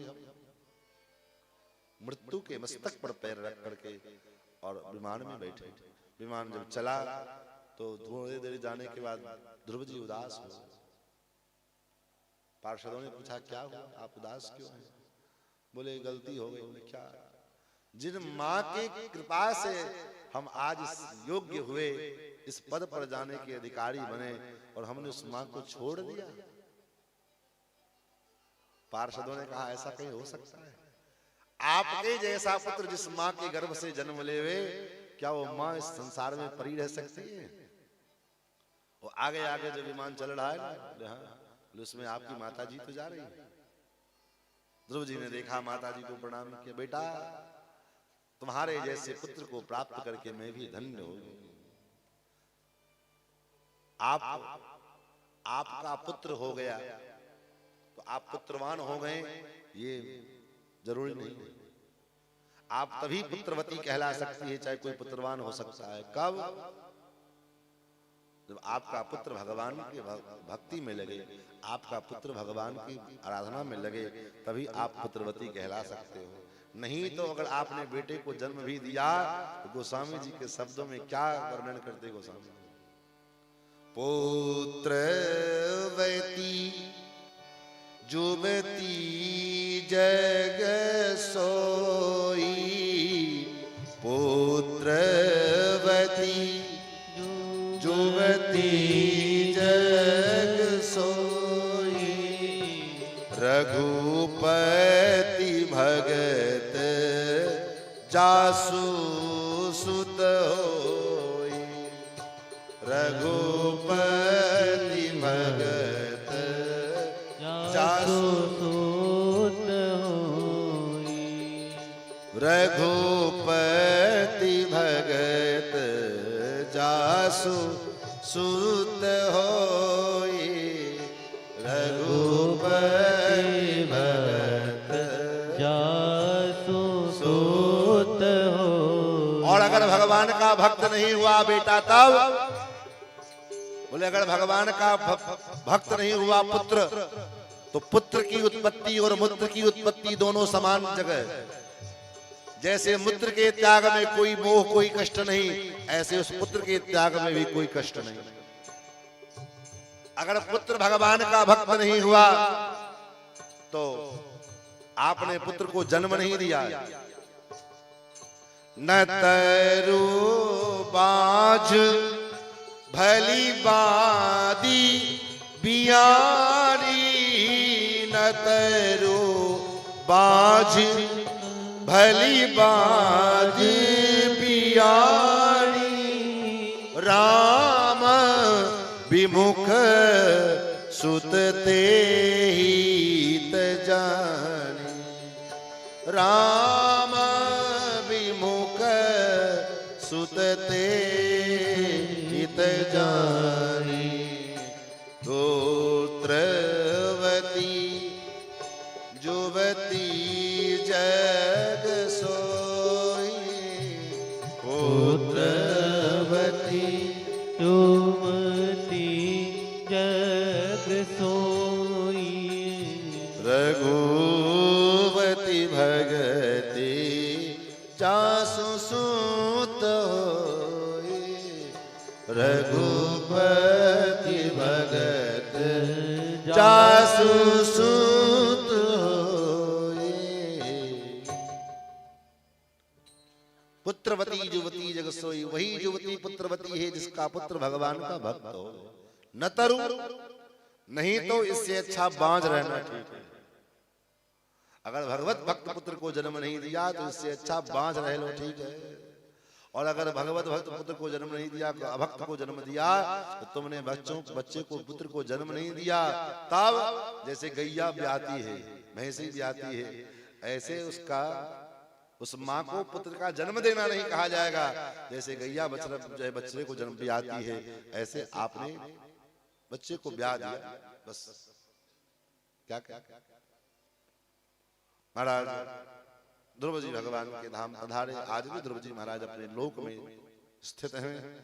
इन्हीं के वंश में आगे भगवान का एक अवतार हुआ जो पृथु के रूप में राजा बेन के पाप के कारण जब धरती अपने संपूर्ण वैभव को अंतर्हित कर ली, तो राजा बेन के पाप के कारण ऋषियों के क्रोध से राजा बेन की शरीर छूट गई, मृत्यु हो गया उसका।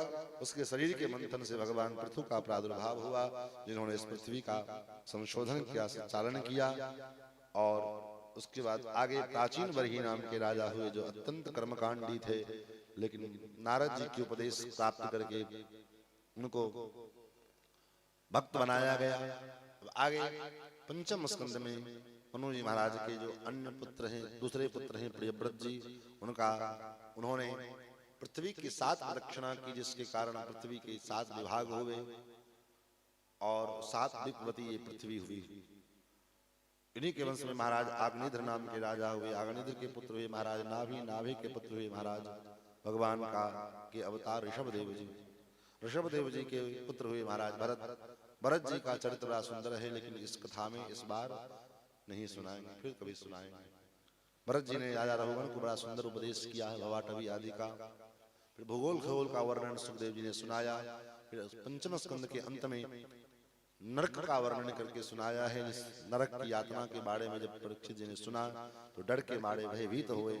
तो भक्ति का महत्व का वर्णन करते हुए सुखदेव जी ने राजा परीक्षित को अजामिलोपाख्यान सुनाया है। ये अजामिलोपाख्यान की चर्चा हम लोग कल के सत्र में करेंगे। और कल ही, चाहे अब लेट हो, विलंब हो, सवेर हो, जो हो, लेकिन भगवान का प्राकट्य कल ही हम लोग मना लेंगे, चाहे वो रात के 10 बजे चाहे 11 बजे। तो कल भगवान का दिव्य प्राकट्य महोत्सव हम लोग मनाएंगे। तो उत्सव की तैयारी करके आप भी आना। और हम यजमान जी को तो नहीं कहेंगे, लेकिन हम हमारे संबंध में, लौकिक संबंध में तो भी श्रेष्ठ हैं हमसे, और पारलौकिक संबंध में हमारे चाचा गुरु भी लगते हैं, सेठ जी। क्योंकि हमारे गुरु जी के ही गुरु भाई हैं, तो इस संबंध से तो चाचा गुरु जी हुए, चाचा लगे। तो उनसे भी हम निवेदन करेंगे कि कल थोड़ा जो है सवेरे व्यवस्था यहाँ जन्मोत्सव की तैयारी कर देंगे, बना देंगे। और जजमान तो हमारे यजमान ही हैं, ये तो महात्मा है। और आप लोग भी तैयारी करके आना, क्योंकि ये कथा पहले दिन हमारे सेठ जी ने कहा था कि ये किसी के बेटा का ब्याह और सगुन दुरागमन उपनयन नहीं है, ये भगवान का उत्सव चल रहा है। ये किसी व्यक्ति विशेष का कार्य नहीं है, ये आप सबका कार्य है और हमारा भी कार्य है। हम भी अपने हिसाब से अपना जो हमसे होता है वो करते ही हैं। आप तो दिन में नहीं आते, तो हम यहाँ जो व्यवस्था में कमी होती है उसका हम जो व्यवस्था हमारे ये लोग रहते हैं, चाहे वो झाड़ू लगाना हो, चाहे वो सफाई कहीं कुछ करनी हो, सब। क्योंकि ठाकुर हम लोगों की परंपरा में तो सेवा का ही महत्व दिया गया और हम हमारे आचार्यों ने सेवा को ही धर्म सबसे श्रेष्ठ धर्म माना है, सिखाया है, तो कर ही रहे। तो कल भी आप लोग तैयारी के साथ ये सोच करके कि ये कथा आपकी है और आप ही इस कथा के मुख्य यजमान हैं, तो निश्चित रूप से कल आप आए तैयारी करके। और कल बालकृष्ण लाल की आरती भी आपको करनी है, तो नीचे से आप अपने अपने घर से एक एक दिया में जो है आरती भी लगा करके लेके आना। जो जहाँ खड़े वहीं से बालकृष्ण लाल की हम आरती करेंगे। आइए दो बार भगवान नाम का जय घोष, ठाकुर जी की आरती और आज के सत्र को यहीं पर विराम। श्री लक्ष्मी नारायण भगवान की जय, श्री लक्ष्मी वेंकटेश भगवान की जय।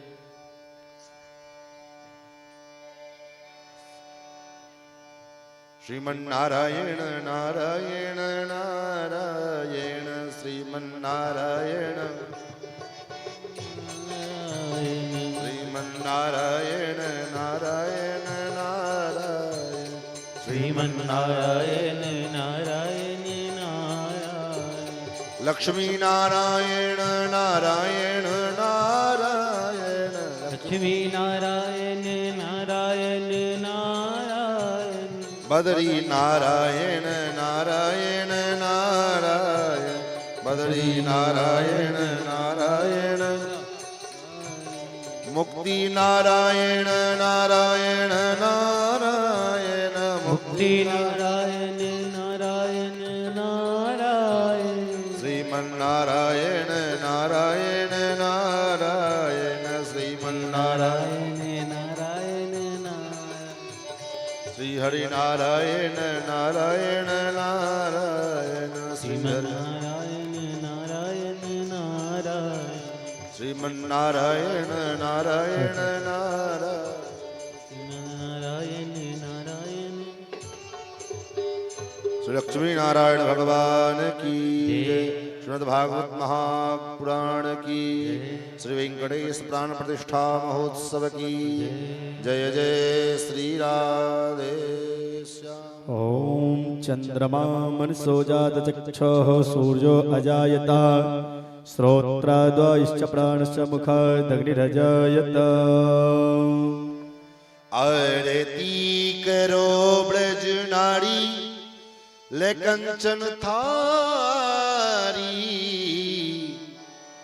आरती करो ब्रज नारी, आरती करो ब्रज नारी ले कंचन थारी, आरती करो ब्रज नारी, आरती करो ब्रज नारी ले कंचन तारी, आरती करो ब्रज नारी। भावना भक्ति की ज्योति, भावना भक्ति की ज्योति, अनमोल प्रेम की मोती, अनमोल प्रेम की मोती, रस बूंदन सो भरी झारी अति ही सुकुमारी, आरती करो ब्रज नारी, आरती करो ब्रज नारी ले कंचन थारी, आरती करो व्रज नारी।